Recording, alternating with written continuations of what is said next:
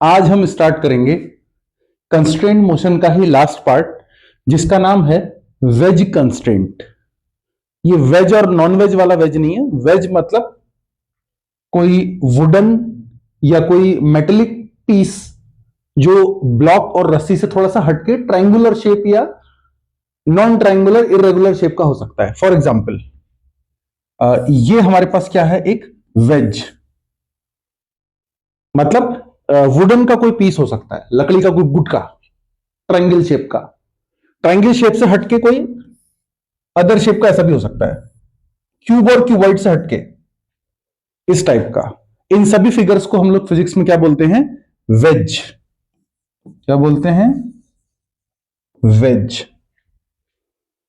कभी कभार हमारे पास ऐसे क्वेश्चंस आ जाते हैं पेपर में जिसमें बहुत सारे वेज एक साथ एक दूसरे से फंसे होंगे, एक दूसरे से इंटरलॉक होंगे, और उनमें से एक वेज मूव करना स्टार्ट करेगा। जैसे ही एक ब्लॉक खिसकना स्टार्ट करेगा तो बाकी जो वेज या बाकी जो ब्लॉक्स उससे कनेक्टेड है वो भी अपनी पोजीशन से डिसलोकेट होना स्टार्ट होंगे। कुछ ब्लॉक की स्पीड दी होगी और एक आध की स्पीड हमसे पूछी होगी। कुछ हम भी देखते हैं इनके क्वेश्चंस को करने की। मैं आपको एक बहुत ही सिंपल ट्रिक समझाऊंगा। ओके, ध्यान देना। मान लो मैं आपको एक एग्जांपल दूं। मैंने आपसे कहा कि मेरे पास एक वेज ऐसा है, सपोज दिस इज वेज ए, और इसी वेज के ऊपर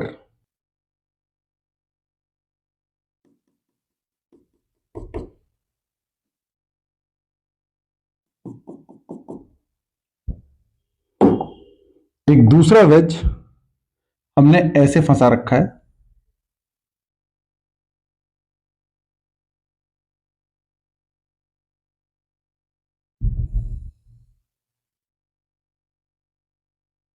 दिस इज वेज बी।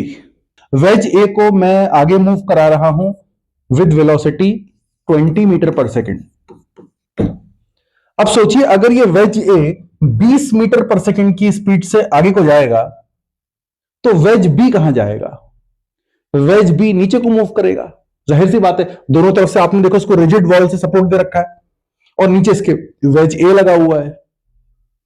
अब वेज ए अगर आगे 20 की रफ्तार से जाएगा तो वेज बी नीचे किस स्पीड से जाएगा, आपको यह बताना है। वेलोसिटी ऑफ वेज बी हमको कैलकुलेट करना है। सपोज करो ये एंगल भी हमको दिया हुआ है 37 डिग्री। सबसे पहले इसको करने के बहुत सारे तरीके हैं। अगर मैं आपको एक शॉर्टकट ट्रिक बताऊं, ये वेज ए किसी भी स्पीड से जाए या वेज बी नीचे को किसी भी स्पीड से आए, एक बात तो तय है। क्या बात तय है?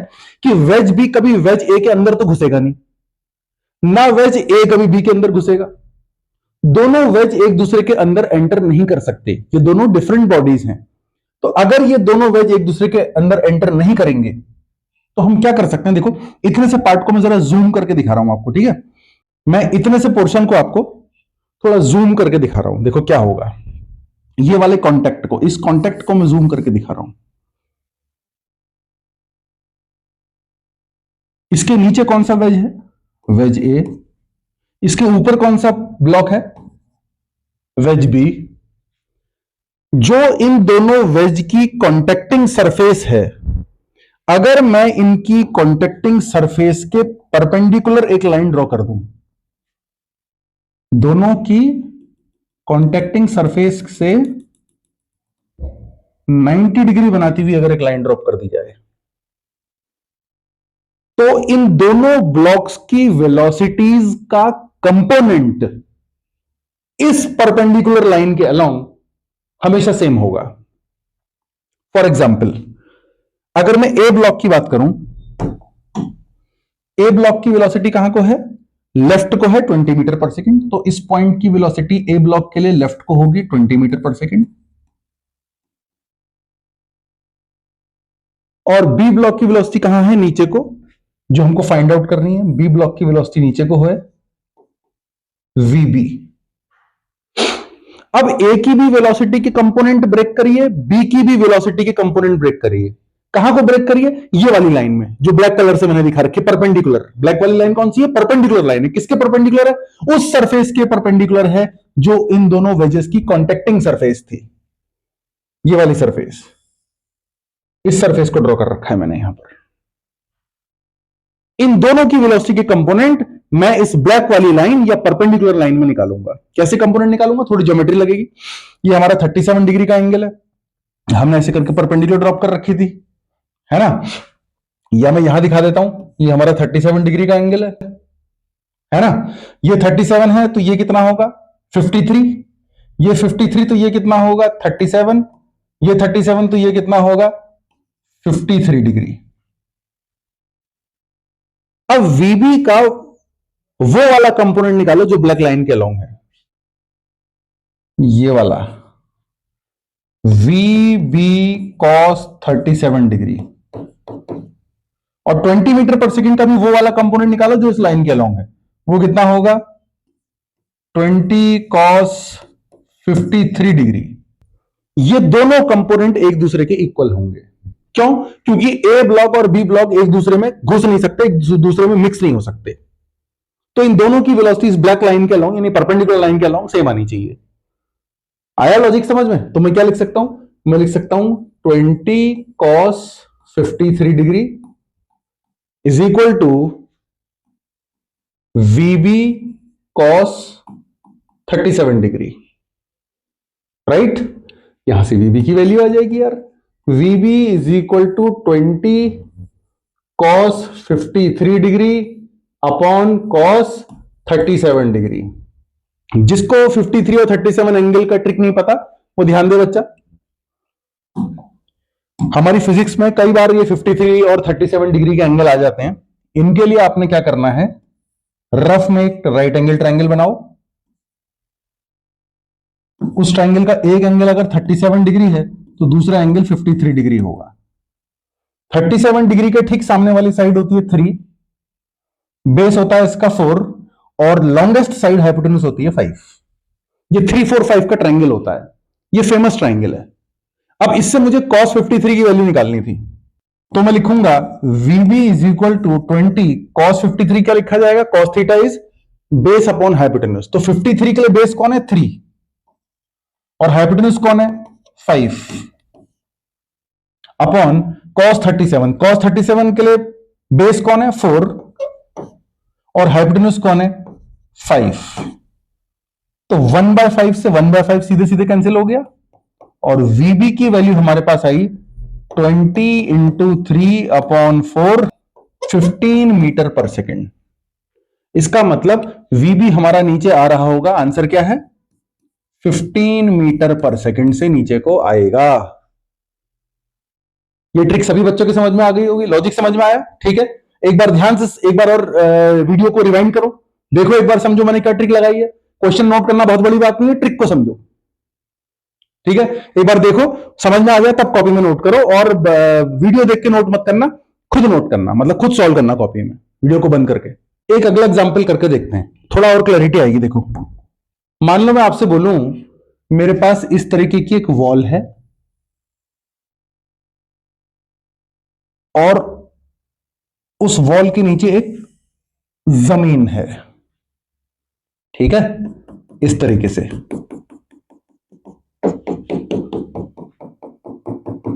एक वेज है वो ऐसे रखा हुआ है,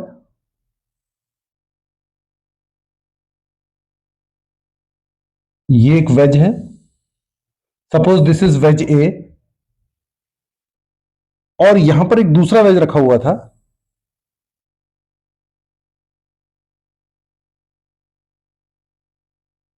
सपोज वेज बी। तो आपको यह दिया गया है कि अगर मैं वेज ए को आगे चलाऊं, आगे खींचूं, किस स्पीड से खींचा? मान लो मैंने इसको खींचा 5 मीटर पर सेकेंड से। 5 मीटर की स्पीड से अगर हम इस ए ब्लॉक को आगे जमीन में खींचे तो बताओ बी ब्लॉक कहां जाएगा? जाहिर सी बात है बी ब्लॉक नीचे को घसीटने लगेगा। तो बताओ बी ब्लॉक के नीचे आने की वेलोसिटी कितनी होगी?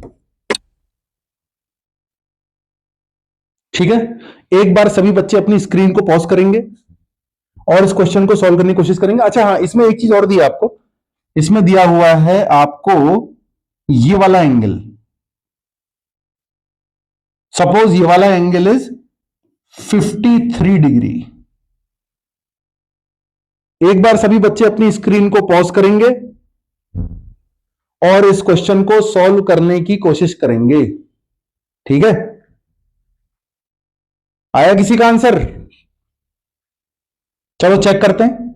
मैंने आपको क्या ट्रिक बताई, जो सरफेस दोनों वेजों की कांटेक्ट में है आपस में एक दूसरे से, कौन सी सरफेस कांटेक्ट में है? ये वाली सरफेस, देखो ये जो ग्रीन कलर की सरफेस है, ये ग्रीन कलर की सरफेस ए की भी है और बी की भी कंबाइंड सरफेस है, दोनों की कॉन्टेक्टिंग सरफेस है।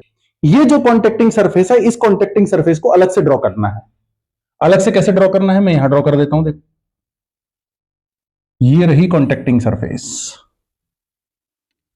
ठीक है, अब हमने क्या करना है, बी ब्लॉक और ए ब्लॉक की वेलोसिटीज के कंपोनेंट निकालना है इस कॉन्टेक्टिंग सरफेस के परपेंडिकुलर। तो सबसे पहले एक काम करते हैं, इस कॉन्टेक्टिंग सरफेस के परपेंडिकुलर एक लाइन ड्रॉ कर लेते हैं, है ना। इसके परपेंडिकुलर कैसे आएगा, यही तो आएगा परपेंडिकुलर। देखो ये ब्लैक वाली लाइन मान लो मैंने परपेंडिकुलर ड्रॉप कर ली। किसके परपेंडिकुलर ड्रॉप करी? इस कॉन्टेक्टिंग सरफेस के परपेंडिकुलर ड्रॉप करी। किसके कॉन्टेक्टिंग सरफेस? जो दो ब्लॉक, जो दो वेज आपस में कॉन्टेक्ट हो रहे थे, उन वेज की जो कॉमन लाइन थी बीच की, उस कॉमन लाइन के परपेंडिकुलर मैंने एक ब्लैक वाली लाइन ड्रॉ कर दी। राइट, अब देखो बी ब्लॉक की रफ्तार कहां को है, नीचे को। तो इस पॉइंट पर मैं ड्रॉ करता हूं या मार्क करता हूं, बी ब्लॉक की रफ्तार नीचे को है वीबी वेक्टर। ए ब्लॉक की वेलोसिटी कहां को है, राइट साइड को, हॉरिजॉन्टल डायरेक्शन में। राइट साइड को हॉरिजॉन्टल डायरेक्शन में है 5 मीटर पर सेकेंड। आप क्या करें, अब इसके बाद मैंने बताया दोनों की वेलोसिटी, ए वेज की भी और बी वेज की भी वेलोसिटी के कंपोनेंट निकालो। कौन से कंपोनेंट निकालो? वो वाले कंपोनेंट जो इस परपेंडिकुलर वाली लाइन में लाई करें, इस परपेंडिकुलर वाली लाइन में आए। तो कैसे निकालेंगे? कंपोनेंट निकालने के लिए हमको थोड़े बहुत एंगल्स का ज्ञान होना चाहिए। एंगल हमको एक दिया है, बाकी एंगल हम अपने आप में खुद निकाल लेंगे। कैसे निकालेंगे? देखो सब बच्चे इधर, हमने परपेंडिकुलर कैसे ड्रॉप कर रखी है, ऐसे करके परपेंडिकुलर ड्रॉप कर रखी है, यूं। यही तो है परपेंडिकुलर। और हमारा वीबी वाली लाइन ये है, वीबी वाली लाइन ये है। तो ये 53 डिग्री है, ये नीचे 90 बना, तो ऊपर ये छोटा सा एंगल कितने डिग्री का होगा? 37 डिग्री का। This angle is 37 degree by geometry. ठीक, अगर ये 37 का है तो ये कितने डिग्री का होगा? 53 डिग्री। ये 53 डिग्री, तो ये भी कितने डिग्री का होगा? 37 डिग्री। अब क्या करें, अब हम इन दोनों वेलोसिटीज के ब्लैक वाली लाइन में कंपोनेंट निकालेंगे। तो पहले वीबी का कंपोनेंट अगर हम निकालेंगे तो कितना आएगा इस ब्लैक लाइन में? वीबी कॉस 53 डिग्री, और 5 का कितना कंपोनेंट आएगा? 5 कॉस 37 डिग्री। क्या दोनों कंपोनेंट इक्वल होने चाहिए? हाँ, इस लाइन में जो भी वेलोसिटीज आती हैं वो एक दूसरे के इक्वल होती हैं। So that means 5 cos 37 degree किसके इक्वल होगा? वीबी कॉस 53 डिग्री। तो वीबी की वैल्यू कितनी आई? 5 cos 37 degree upon cos 53 degree. Cos 37 और कॉस 53 कैसे निकालना है अभी मैंने बताया था, याद है? नहीं याद है? चलो कोई नहीं, एक बार और देख लो, गलत नहीं होना चाहिए। ये है 90 डिग्री का एंगल, मान लीजिए ये है 37 डिग्री का एंगल, तो ये वाला बनेगा 53 डिग्री का एंगल। 37 डिग्री के ठीक सामने वाली साइड को 3 लेना है, दूसरी परपेंडिकुलर को 4 लेना है और हाइपोटेनस को 5 ले लेना है। हम करते हैं इसी के, VB is equal to 5 into cos 37 is 4/5, sorry 4/5 upon cos 53 कितना आएगा? 3/5। 3/5, 5 ने 5 को काटा तो VB की वैल्यू कितनी आई? 20/3 मीटर पर सेकेंड। इसका मतलब बी वाला ब्लॉक का आंसर आया, ये नीचे को जाएगा कितनी स्पीड से? 20/3 मीटर पर सेकेंड से। समझ में आई बात? तो इस तरीके से हम वेज कंस्ट्रेंट के कोई भी क्वेश्चन को सॉल्व कर सकते हैं। यही ट्रिक लगाएं, जो ट्रिक मैंने बताई है ये इजी है, और इस टॉपिक को अच्छे ढंग से रिवाइज करें। कंस्ट्रेंट मोशन का हमारे सारे वॉल्यूम यहां पर मैंने सारे पार्ट्स अपलोड किए हैं, और ये लास्ट पार्ट था हमारा कंस्ट्रेंट मोशन का। सभी बच्चों को क्लियर हो गया होगा। इससे आगे हम लोग नेक्स्ट टॉपिक अगली वीडियो में कवर करेंगे। तब तक के लिए इसको अच्छे ढंग से रिवाइज करें और सॉल्व करें।